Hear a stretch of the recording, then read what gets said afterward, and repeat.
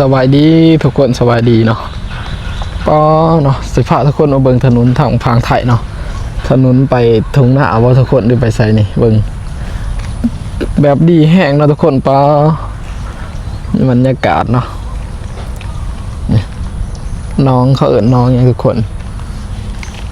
อยู่ที่น้องขายเนาะทุกคนนี่บรรยากาศป้าทุกคนสุดยอดลายเนาะ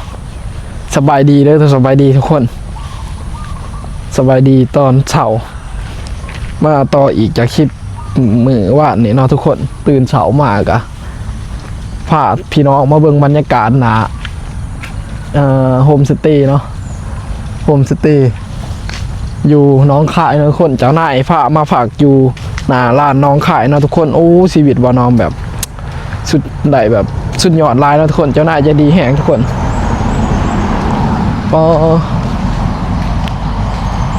ทุกคนเบิ่งถนน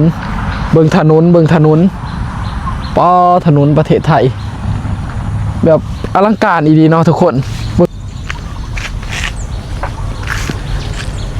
ทักทายสบายดี FC บ่าวน้อมเนาะทักทายสบายดีเนาะทุกคนตอนนี้บ่าวน้อมอยู่ที่นาลานน้องขายเนาะทุกคนอยู่โฮมสเตย์เนาะทุกคนตอนนี้ก็เจ้าหน้ายังบ่ทันตื่นบ่าวน้อมตื่นเช้าเนาะอะไรกับพี่เบียร์ยังบ่ทันตื่นบ่าวน้อมก็ตื่นเช้าเพื่อมาเฮ็ดคลิปให้พี่น้องเบิ่งเนาะทุกคนมาเบิ่งถนนประเทศไทยถนนทางซอยหรือว่าทางออกทุ่งนาเนาะทุกคนนี่ป้อถนนเนาะความดีบางที่ทุกคนแบบนาความนาเนาะพุ่นนานาก็เชิญถนนไปทุ่งนาเนาะทุกคนความนาบางทีประมาณนี้เลยเนาะป้อนี่ก็อยู่พังนี่ก็เป็นบึงเนาะพังนี่ก็เป็นบึงเนาะทุกคนช่องขางเป็นบึงเลยเนาะเขาเอิ่นภาคตกเนาะถาบ้านบ่น้อมก็เอิ่นภาคตกนี่ทุกคนเต็มเนาะน้องบ่น้อมมาอยู่นี่รู้สึกแบบผ่อนคลายดีเนาะทุกคนบรรยากาศดีแห้งโอ้สุดยอดหลายทุกคนหุ่นเดี๋ยวบ่น้อมสิพาทุกคนย่างเด่นเนาะออกกำลังกายเด่นเนาะซ้ำเจ้านายดุกเนาะทุกคนจำนายตื่นนะว่าบ่น้อมก็ตื่นเช้าแห้งอีดีทุกคนตื่น6 โมงหุ่นทุกคน6 โมงเช้าเนาะตื่นเต้นเนาะทุกคนตื่นเต้นยังตื่นเต้นสิได้กลับบ้านเนาะกลับลาวเนาะก็ซ้ำได้กลับบ้านได้พี่น้องเบิ่งบรรยากาศถนนบ้านเพิ่นเนาะพุ่นนะทุกคนเบิ่งที่ความแบบแหนนเนาะบ่มีแบบเป็นคุมเป็นรุมเลยเนาะทุกคนเบิ่งที่พุ่นนะป้อสุดยอดหลายก็ต้องขอบคุณเนาะเจ้านายที่พามาแบบพักดีๆเนาะทุกคนพักแบบสถานที่แบบว่าดีๆเลยเนาะทุกคนในอยู่แบบดีๆเนาะฝากดีๆไปแบบต่างจังหวัดเนี่ยคือพี่น้องเห็นในFacebook บ่น้อมหรือว่า TikTok บ่น้อมเนาะทุกคนรถแก่ยังเดียวบรรยากาศดีแห่งเดี๋ยวบ่น้อมสิไปถ่ายให้พี่น้องเบิ่งเนาะทุกคนไปถ่ายให้พี่น้องเบิ่งถนนเส้นทางรถมาเดี๋ยวรถให้รถไปก่อนเนาะทุกคนสะดวกสบายแห้งในการเดินทางคือสะดวกสบายแห้งเนาะรถผ่านเนาะสุดยอดลาย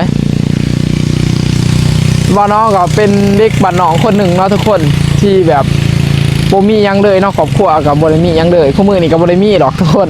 แต่ก็พ่ออยู่พ่อใส่พ่อกินเนาะทุกคนบ่ได้มีหน้ามีนี่คือคนอื่นเขาหรอกแต่กับดีชีวิตดีขึ้นเนาะตั้งแต่ว่าน้องมาเหตุงานอยู่ประเทศไทยเนาะทุกคนบอกเลยว่าดีขึ้นค่อนข้างดีขึ้นกว่าเก่าเนาะอยู่บ้านก็ขับรถตากแดดสู้ชีวิตเบียกนักเบียกเบาบ่ตีเนาะว่าน้องเป็นคนบ่ตีเบียกเฮ็ดไรเบิดเนาะทุกคนเฮาขยันได้เฮาก็ไหลลายเนาะทุกคนปะเพื่อบ่เป็นการเสียเวลาทุกคนไปเบิ่งถนนออกทุ่งนาประเทศไทยเนาะทุกคนนี่พี่น้องป้อเนาะเบิ่งตี้เนาะทุกคนนี่ภาคนี้ก็เป็นบึงเป็นน้องเนาะนี่คล้ายๆน้องหานน้องบ่แม่นบ่ที่เขาแสดงเพลงนะป้อเนาะทุกคนพึ่งนะอึ้งเลยเนาะน้องโอ้สุดยอดลายดีว่ะสุดยอดคักดีเนาะป่ะเดี๋ยวพาพี่น้องย่างถือว่าย่างออกกำลังกายไปเลยเนาะ ปอทุกคนดีแห้งเลยบางที่คุณนะบ้านเพิ่นแบบว่าพัฒนาอะไรเดียวเนาะทุกคน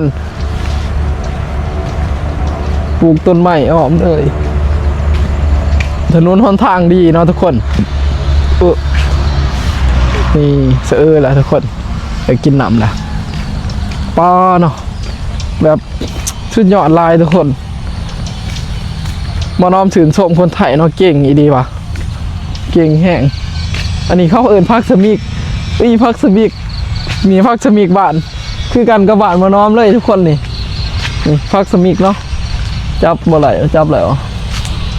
พักสมิกนี่เนาะกินกับป่นกับยังโอ้สุดยอดเลยนี่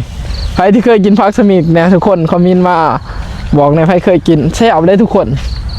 แซ่บเลยพักสมิกนี่บรรยากาศเนาะแล้วก็มีต้นคูนต้นยังอยู่ฝุ่นพังมานอนเนาะพังผมเบิ่งที่ทุกคนบรรยากาศอยู่น้องคายเนาะนี่เด้พังบึงนี่สิเขาเห็ดถนนเขาทมนี่แหละเนาะก็อาจสิทมนี่ทมเห็ดเป็นทางเขาเนาะเบิ่งบรรยากาศเนาะทุกคนนี่น้องเมืองนาวดุบกะไปไก่เนาะ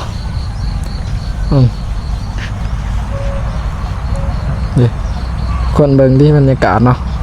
บรรยากาศอ้อมคางเนาะนี่บึงเนาะเป็นบึงเป็นน้องไงแห้งคือสิเด็กเนาะนี่มีเหือเขาหาปูหาปลานะทุกคนเหือแผ่เบิ่งตีพี่น้องป้าเนาะถนนบ้านเพิ่น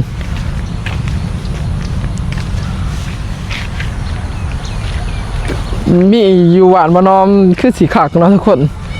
ซอยเขาโมบานมาน้อมนะถ้าเฮ็ดแบบนี้คือสีดีเลยเนาะเพราะว่าทางเขาหวานมาน้อมนะมันเป็น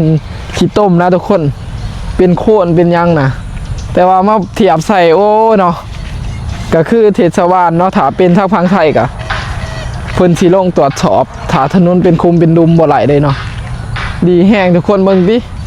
แหนมบีบด้วยความหนาเลยเดี๋ยวปุ่นนะปลาความหนาประมาณหุ่นนิวพี่เนาะทุกคนมาตรฐานไหลเลยเนาะถ้าบ่ไหลเข้าก็สิตรวจสอบอีกได้นี่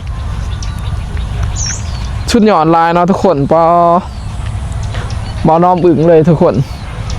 มาเห็นถนนทางบ้านทางผาอีสานเนาะน้องขายเนาะทุกคนติดกับลาวดีแห้งทุกคนมาเบิ่งถนนบ้านเพิ่นปอชุดหย่อนลายโมเมนบ่น้อมเบาเลยทุกคนแบบดีเลยบรรยากาศแบบไหลนะทุกคนออกกำลังกายย่ำแดงบีกย่ำยังนี่ขี้ฝุ่นแบบบ่ค่อยมีเนาะมีแต่แบบขี้ดินนะขอบๆนะขี้ฝุ่นแบบว่าเขาเอ่ยอย่างว่าขยะนะทุกคนขยะนะแบบ